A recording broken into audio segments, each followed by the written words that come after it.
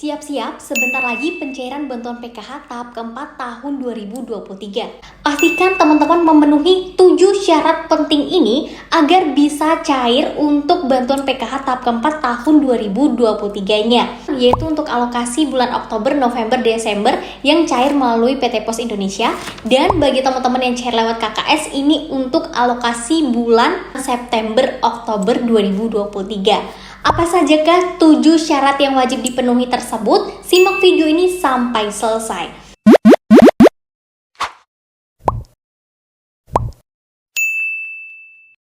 Assalamualaikum warahmatullahi wabarakatuh. Halo teman-teman, welcome to Input Media. Sebelumnya buat teman-teman yang belum follow Instagram aku dan belum subscribe channel ini, yuk follow dan subscribe dulu agar teman-teman tidak ketinggalan informasi terbaru mengenai bantuan pemerintah dan kartu prakerja yang valid dan akurat tentunya. Oke teman-teman, kali ini aku sedang mengadakan giveaway dengan total 1 juta rupiah. Jika hingga akhir bulan Oktober 2023 YouTube channel ini tembus 50.000 subscribers, menangnya nanti akan aku umumkan di video selanjutnya.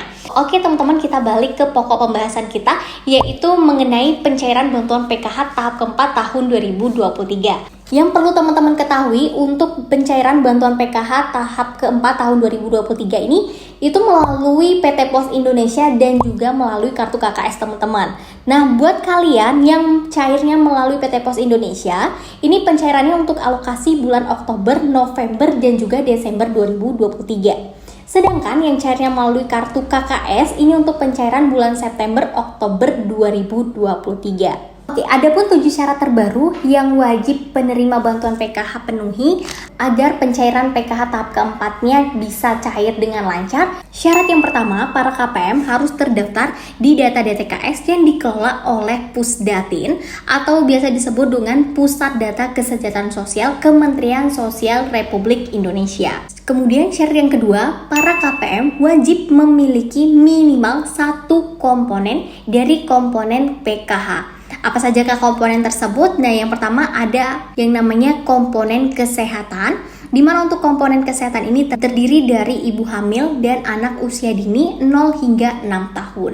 Kemudian ada komponen pendidikan, ini terdiri dari SD, SMP hingga SMA ataupun SMK, dan anak usia wajib belajar 7 hingga 21 tahun yang masih menyelesaikan pendidikannya. Nah, jadi untuk yang ini misalkan nih ada anaknya itu yang telat ya untuk pendidikannya. Jadi misalkan pendidikannya itu melalui paket B, paket C, itu masih bisa ya teman-teman untuk mendapatkan bantuan tersebut. Selanjutnya adalah komponen kesejahteraan sosial. Nah, untuk komponen kesejahteraan sosial ini terdiri dari lansia usia 60 tahun ke atas dan juga penyandang disabilitas. Kemudian syarat ketiga yang wajib KPM penuhi adalah dinyatakan layak oleh pemerintah daerah, karena untuk penerima bantuan PKH ini setiap bulannya dilakukan verifikasi BNBA oleh masing-masing pemerintah daerahnya.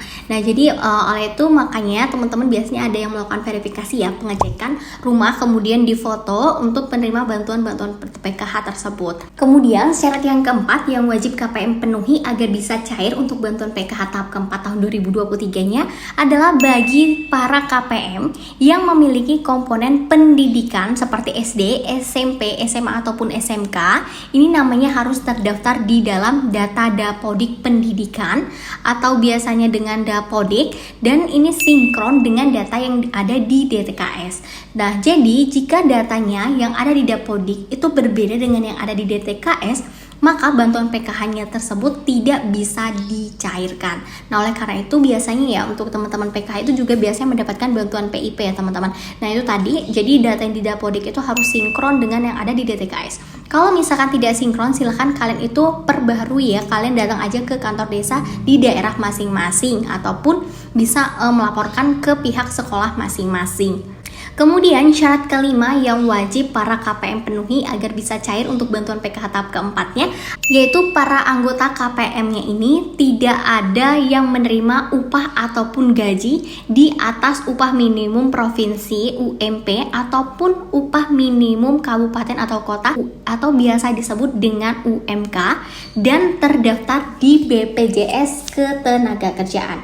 Jadi kalau misalkan anggota keluarganya ini ada yang gajinya di atas UMR, UMP ataupun UMK ini tidak bisa mendapatkan bantuan PKH lagi karena sudah dianggap layak. Jadi tidak bisa dicairkan kembali teman-teman. Kemudian syarat ke-6 yang wajib para KPM penuhi agar bisa cair bantuan PKH tahap keempatnya adalah bukan pegawai atau bekerja dengan sumber gaji dari negara. Nah, contohnya itu seperti ASN, TNI, Polri, guru, dan lain sebagainya teman-teman. Ini balik lagi tadi ya, karena sudah dianggap mampu dan layak, jadi nggak layak lagi untuk mendapatkan bantuan PKH. Nah, ini biasanya misalkan nih sebelumnya menerima pencairan bantuan PKH tahap yang kedua atau tahap ketiga. Namun anaknya ini misalkan lolos nih menjadi TNI kemudian ataupun Polri, ASN dan lain sebagainya, ini maka bisa di stop ya untuk bantuannya karena dianggap tadi sudah layak ya untuk keluarga tersebut. Kemudian syarat ketujuh yang wajib para KPM penuhi agar bisa mencairkan bantuan PKH tahap keempatnya adalah KPM tersebut sudah ditetapkan secara resmi sebagai penerima bantuan PKH tahap keempat tahun 2023. Nah, biasanya teman-teman untuk penetapan ini dikeluarkanlah SK teman-teman, yaitu SK daftar nama-nama yang akan cair bantuan PKH-nya. Baik itu teman-teman yang cairnya melalui PT Pos Indonesia ataupun melalui kartu KKS. Sekali lagi, bagi teman-teman yang cairnya melalui PT Pos Indonesia, untuk alokasi bulan Oktober, November, dan juga Desember tahun 2023. Sedangkan yang cairnya melalui kartu KKS Bank Himbara, ini cairnya melalui kartu KKS yaitu untuk alokasi bulan September dan Oktober 2023 karena dicairkan setiap 2 bulan sekali teman-teman.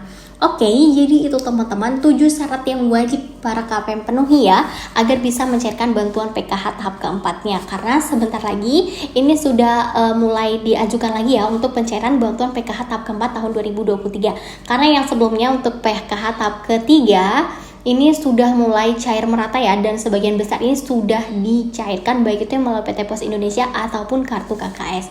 Oke, jadi itu dulu yang bisa aku sampaikan. Semoga informasi ini bermanfaat buat teman-teman.